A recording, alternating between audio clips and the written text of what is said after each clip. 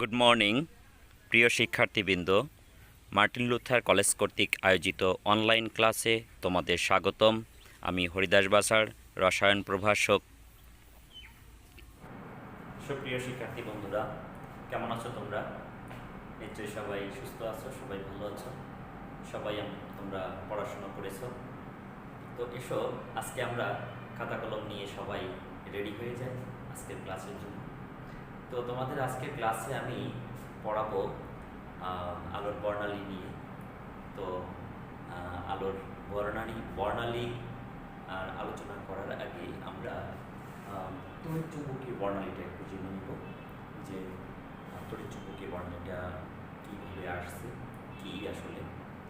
তো বিজ্ঞানী ম্যাক্সওয়েল প্রথমে পরীক্ষার মাধ্যমে প্রমাণ করে দেখেন যে সকল দৃশ্যমান এবং অদৃশ্যমান আলো তড়িৎ এবং চৌম্বক ক্ষেত্রের প্রভাবে সৃষ্টি হয়। তো সকল আলোই যেহেতু তড়িৎ এবং চৌম্বক ক্ষেত্রের একটা মিথস্ক্রিয়ার মাধ্যমে সৃষ্টি হয়, তাই আলোকে তড়িৎ চুম্বকীয় বিকিরণ বা তড়িৎ চৌম্বকীয় বর্ণালী বলা হয়ে থাকে। এখন এসো আমরা তড়িৎ চুম্বকীয় বিকিরণটা আসলে কি এবং এর সাথে সংশ্লিষ্ট বিষয়গুলো একটু জেনে নেওয়ার চেষ্টা করি।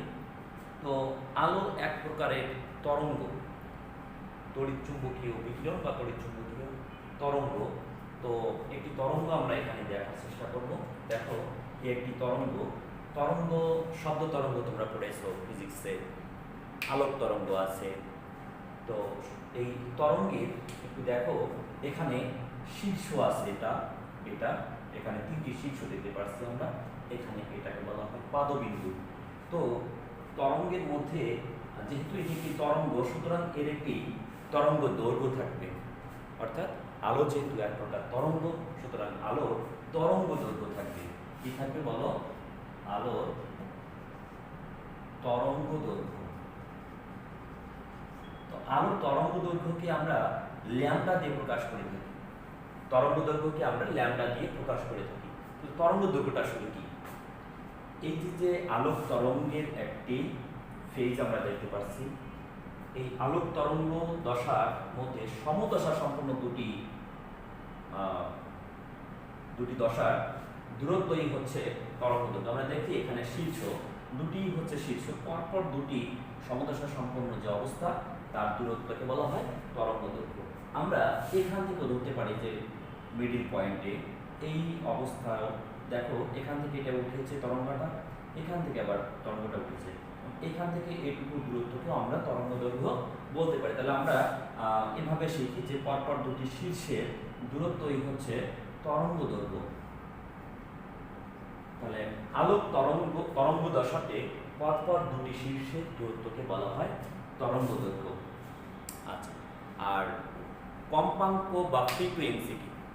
ফ্রিকোয়েন্সি বা কম্পাঙ্ক।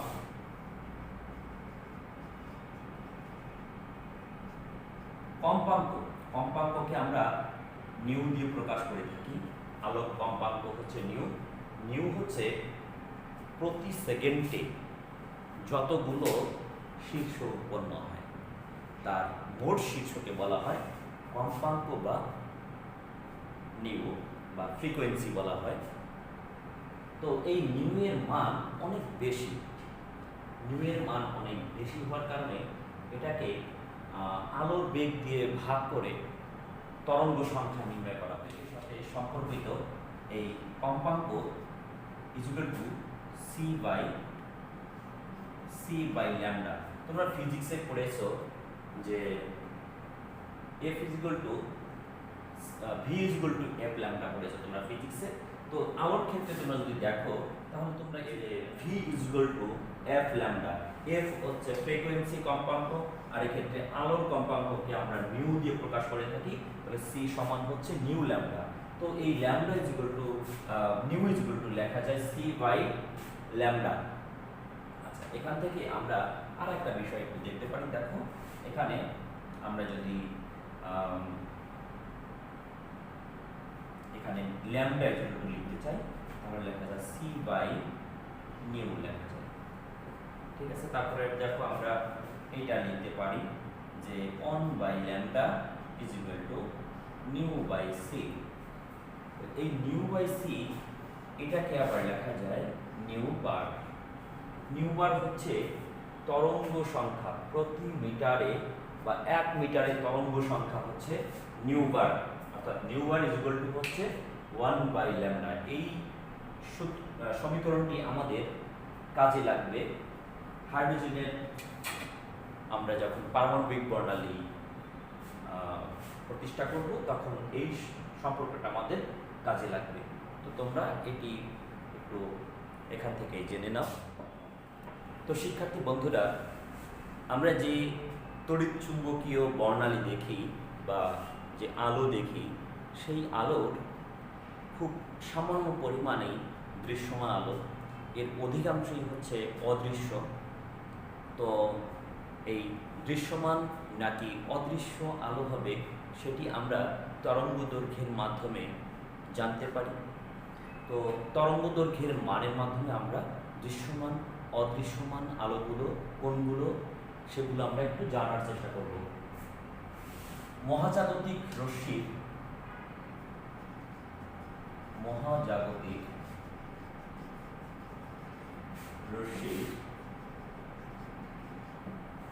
তরঙ্গ দৈর্ঘ্য হচ্ছে 0.405 ন্যানোমিটারের চেয়ে কম। ন্যানোমিটার একটি দৈর্ঘ্যের একক। আমরা একটু জেনে নেওয়ার চেষ্টা করি ন্যানোমিটার এবং মিটারের মধ্যে সম্পর্কটা কি। 1 metre is equal to 10⁹ nanometre. মহাজাগতিক রশ্মির তরঙ্গ দৈর্ঘ্যের মান 0.00005 ন্যানোমিটার চেয়ে কম।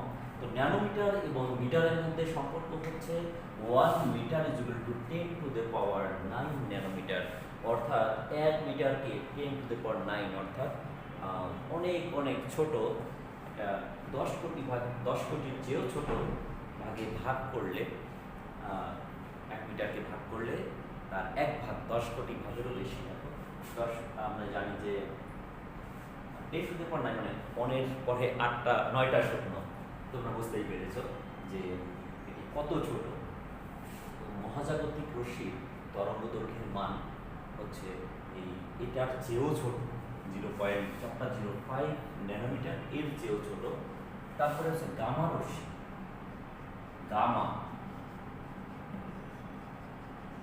গামা রশ্মির তরঙ্গ দৈর্ঘ্যের মান তোমরা জানো, গামা হচ্ছে এভাবে আমরা প্রকাশ করি গামাকে, বর্ণমালা।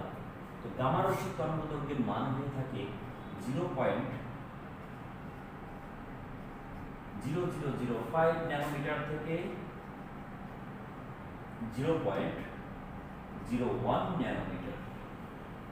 তাহলে আমরা দেখতে পাচ্ছি যে মহাজাগতিক রশ্মির তরঙ্গ দৈর্ঘ্যের চেয়ে গামা রশ্মির তরঙ্গ দৈর্ঘ্যের মান বড় হয়ে থাকে। তো গামা রশ্মি মূলত হচ্ছে সূর্য থেকে যে আলো পৃথিবীতে আসে তার মধ্যে গামা রশ্মি অন্যতম, এবং আলোর মধ্যে সবচেয়ে দ্রুত গতিশীল রশ্মি হচ্ছে এই গামা রশ্মি। আমরা দেখব যে শক্তি কোনটির কম বেশি সেটা আমরা পরবর্তীতে জানবো। আগে আমরা তরঙ্গ দৈর্ঘ্যের মানগুলো একটু জেনে নিই। তো গামা রশ্মির পরে আছে এক্স রশ্মি বা রঞ্জন রশ্মি। রঞ্জন রশ্মি বা এক্স রশ্মি, এক্স রে আমরা লিখি, এক্স রশ্মির তরঙ্গ দৈর্ঘ্যের মান হচ্ছে 0.01 ন্যানোমিটার থেকে 10 ন্যানোমিটার পর্যন্ত। এই রেঞ্জে হচ্ছে এক্স রে বা রঞ্জন রশ্মির তরঙ্গ দৈর্ঘ্যের মান। তারপরে আছে অতিবেগুনি রশ্মি।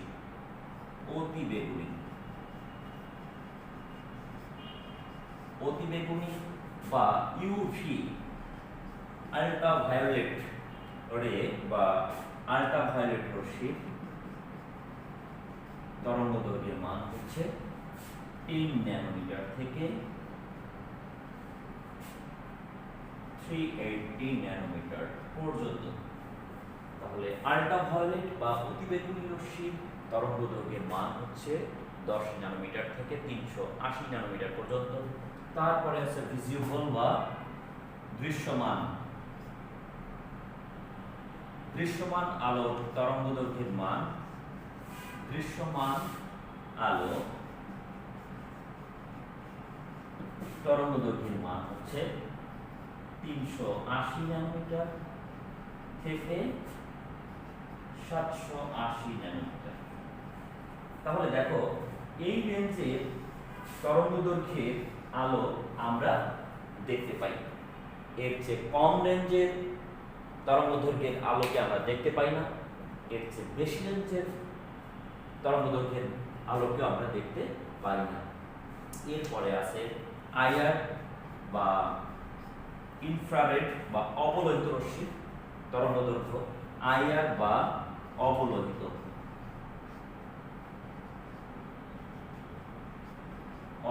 রশ্মির তরঙ্গদৈর্ঘ্যের মান 780 ন্যানোমিটার থেকে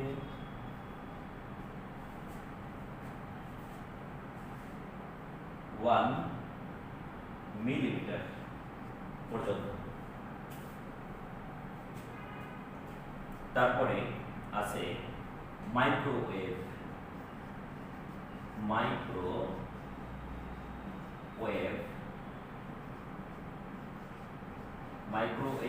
রশ্মির তরঙ্গদৈর্ঘ্য হচ্ছে 1 মিলিমিটার থেকে 1 মিটার পর্যন্ত।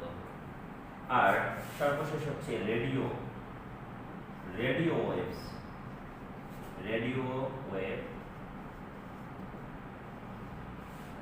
রশ্মির তরঙ্গদৈর্ঘ্যের মান হচ্ছে 1 মিলিমিটার থেকে 10 কিলোমিটার পর্যন্ত। এই হচ্ছে তরঙ্গদৈর্ঘ্যের মোট হচ্ছে মানগুলো আমরা দেখে নিলাম, যে এর মধ্যে এই 7টি তরঙ্গদৈর্ঘ্যের মান আমাদের আমরা বিভিন্ন ক্ষেত্রে হচ্ছে প্রয়োগ করে থাকি। তার গামা রশ্মি যার তরঙ্গদৈর্ঘ্যের মান 0.0005 ন্যানোমিটার থেকে 0.1 ন্যানোমিটার পর্যন্ত।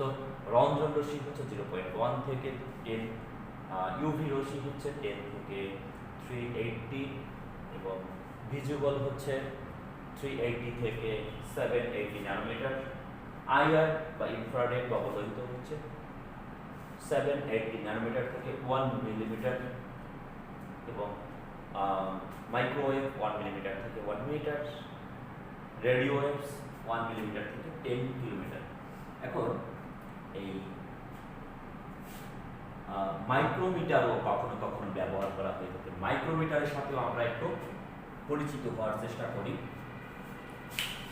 যে মিটারের সাথে মাইক্রোমিটারের সম্পর্ক কি। মিলিমিটারের সম্পর্ক তোমরা ছোট ক্লাস থেকেই জানো, এই কারণে মিলিমিটারটা আশা করি যে দেখানো লাগবে না, তোমরা সবাই জানো। 1 metre is equal to 1000 millimetre. তো 1 metre is equal to 10 to the power 6 micrometre. 10 to the power 6 micrometre হচ্ছে 1 মিটার ইজ ইকুয়াল টু। তাহলে মাইক্রোমিটারের সাথে ন্যানোমিটারের একটা সম্পর্ক আমরা স্থাপিত করতে পারি, যে 1 মাইক্রোমিটার ইজ ইকুয়াল টু হচ্ছে 10 কিউব ন্যানোমিটার। দেখো মাইক্রোমিটার হচ্ছে বড়, 1 micrometre is equal to 10 cube মানে 1000 ন্যানোমিটার।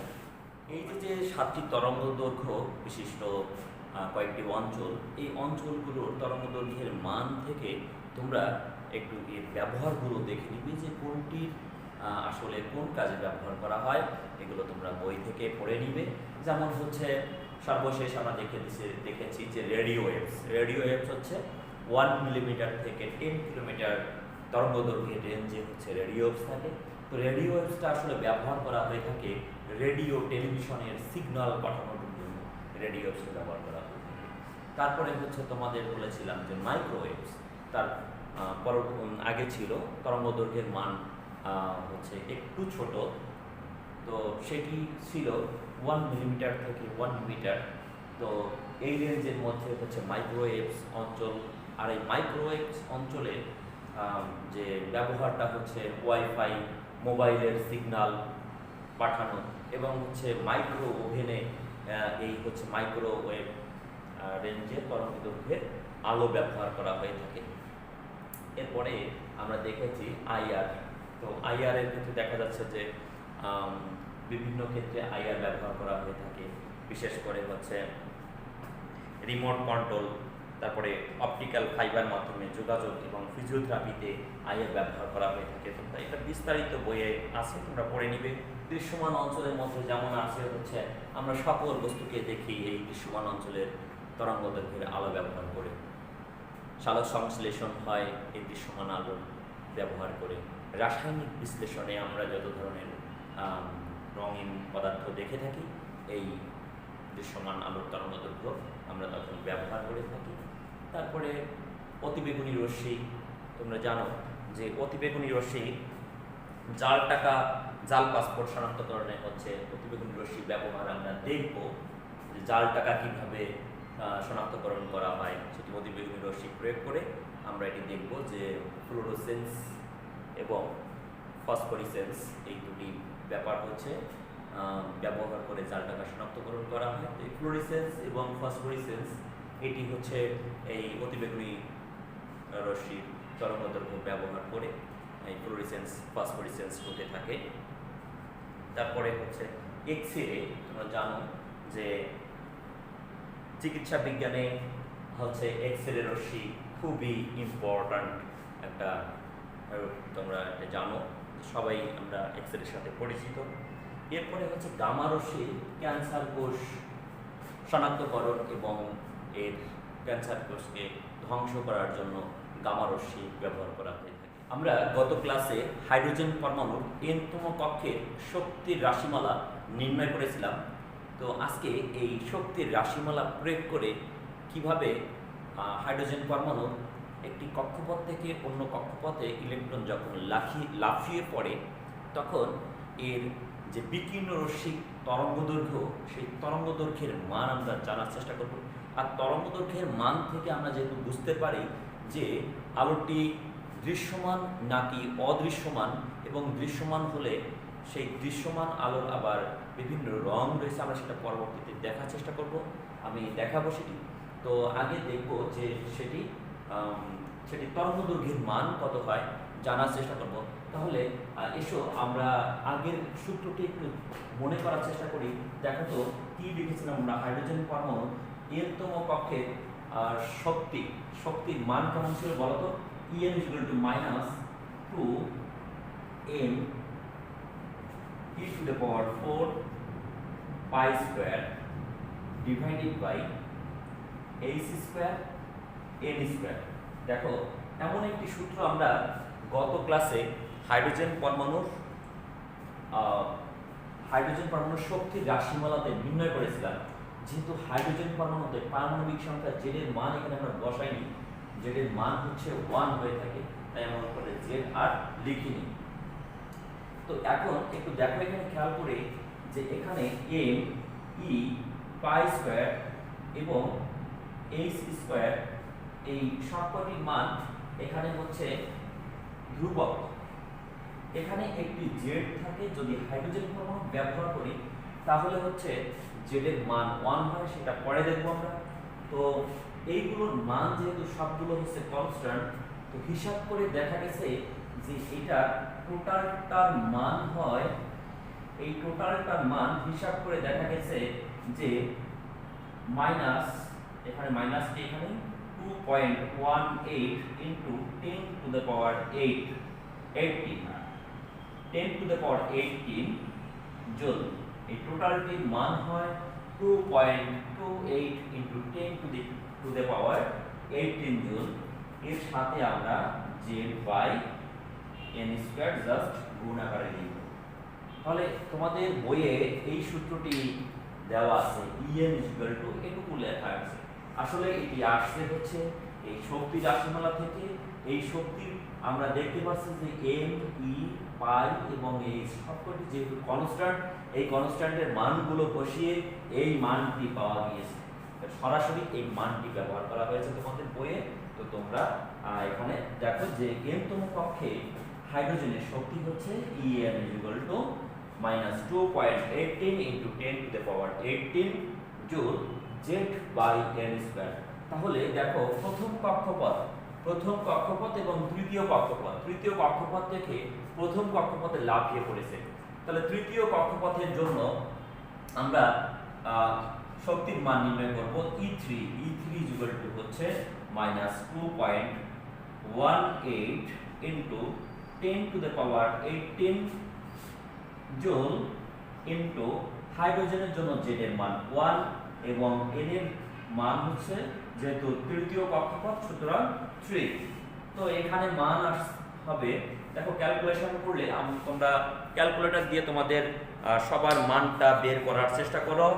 ক্যালকুলেটর দেখো কত আসে, এখানে মান আসছে 0.2422 ইনটু 10⁻, বলো কার কত এসেছে, 10⁻18 জুল, 10⁻18 জুল আসছে মানটি। তোমরা চাইলে এই জুলেই রেখে দিতে পারো, আর যদি আর দিয়ে নিতে চাও তাহলে তোমাদের 10⁻7 দ্বারা গুণ করতে হবে। আমরা যদি আর দিয়ে নিতে চাই, শক্তিকে আর দিয়েও প্রকাশ করা হয়, তাহলে 0.2422 ইনটু 10⁻11 জুল থেকে আমরা আর দিয়ে নিলাম, যেহেতু 1R = 10⁻7 জুল।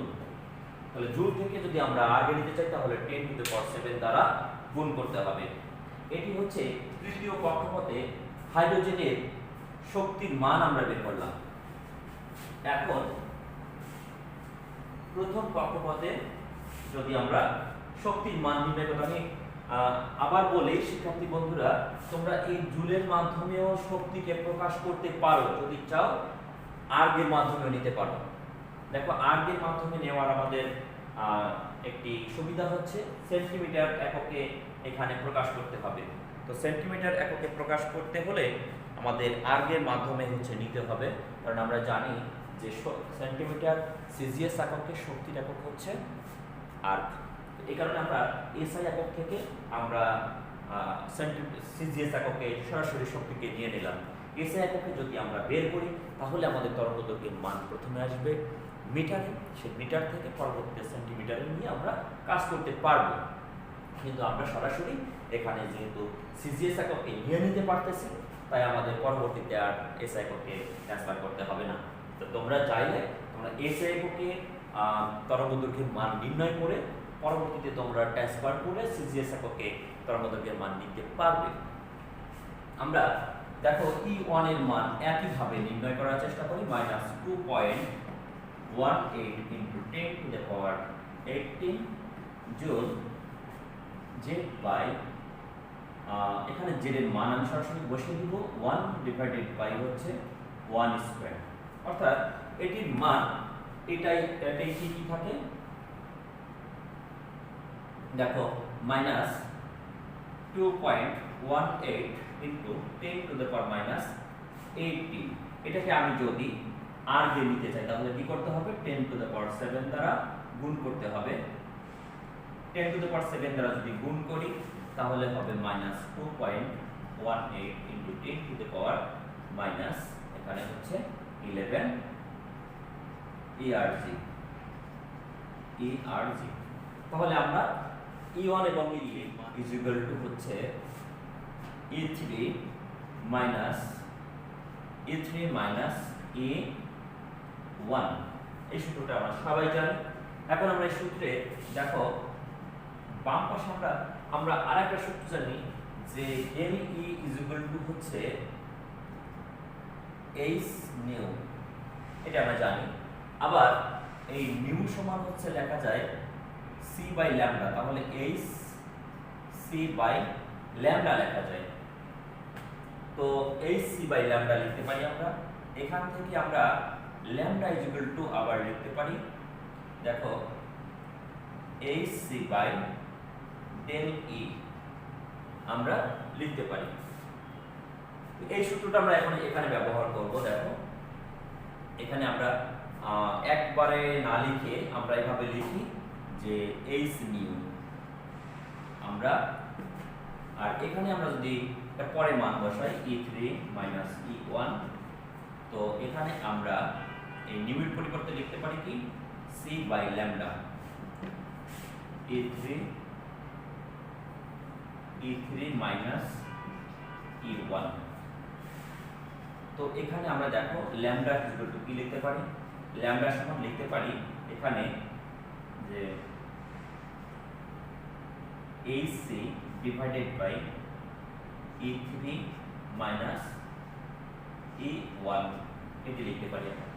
এখন আমরা যদি এই মানগুলো বসিয়ে দিই, দেখো এটা হচ্ছে এই হচ্ছে প্ল্যাঙ্ক কনস্ট্যান্ট। প্ল্যাঙ্ক কনস্ট্যান্টের মান তোমরা সবাই নিশ্চয়ই জানো 6.626 ইনটু 10 টু দ্য পাওয়ার, এখানে অবশ্যই তোমাদের আর কে বের করতে হবে 27 8 জুল সেকেন্ড থাকে, তো 8 সেকেন্ড।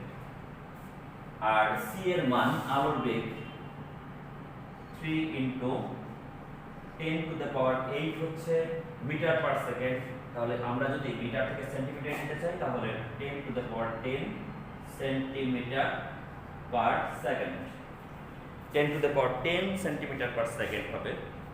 আমরা তাহলে এই সি এর মান এবং যে মানটা আমরা এখানে পেয়েছি E3 এবং E1 এটি পার্থক্য আমরা যদি এখানে বসিয়ে দিই তাহলে এখানে তরঙ্গ দৈর্ঘ্যের মান চলে আসবে centimetre to 10 to the power minus 6 centimetre. এই মানটা আসছে, তোমরা তোমাদের ক্যালকুলেটরে সবাই মিলিয়ে নাও। এই মানটি আসছে দেখো 10.258 into 10 to the power minus 6 centimetre. এই মানগুলো বসানোর পরে এই মানটি আসছে। তো এখন আমরা সেন্টিমিটার এককে আমাদের প্রকাশ করতে বলেছে, তাহলে প্রকাশ করে ফেললাম।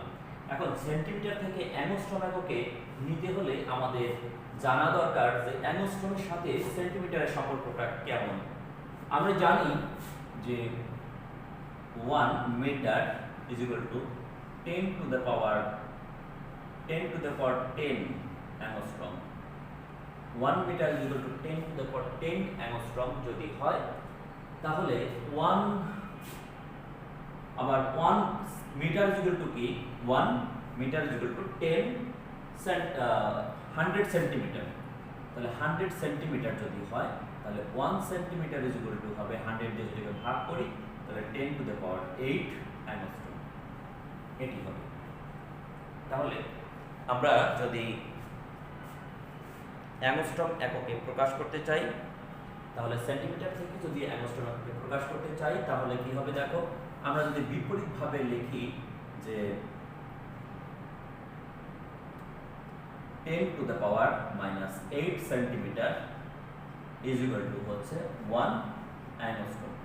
এটি আমরা বিপরীতভাবে এখান থেকে দেখো লিখতে পারি 10 to the power minus 8 centimetre is equal two 1 angstrom. তো আমরা এখানে পেয়েছি 10 to the power minus 6 centimetre, তাহলে আমাদের লাগবে হচ্ছে 10 to the power minus 8 centimetre.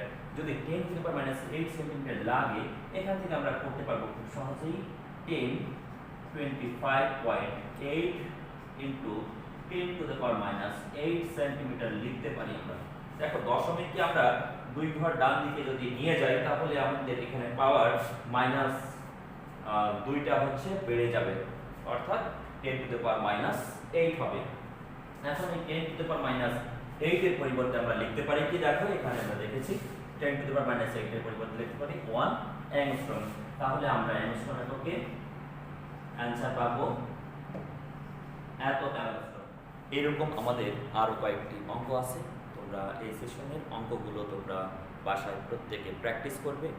একই রকমই অঙ্কগুলো সবাই প্র্যাকটিস করে তোমরা আলাদা খাতায় এই অঙ্কগুলো রাখবে, আমাদেরকে অবশ্যই প্রদর্শন করবে। আমরা ছুটির পরে বা যে কোনো সময় তোমাদের কাছ থেকে আমরা দেখে নিব। তো শিক্ষার্থী বন্ধুরা, আজকে আমরা এই পর্যন্তই করাচ্ছি। আমরা পরবর্তী ক্লাসে আবার পরবর্তী টপিকস নিয়ে তোমাদের সামনে হাজির হব। সে পর্যন্ত সবাই সুস্থ থেকো, ভালো থেকো। ধন্যবাদ সবাইকে।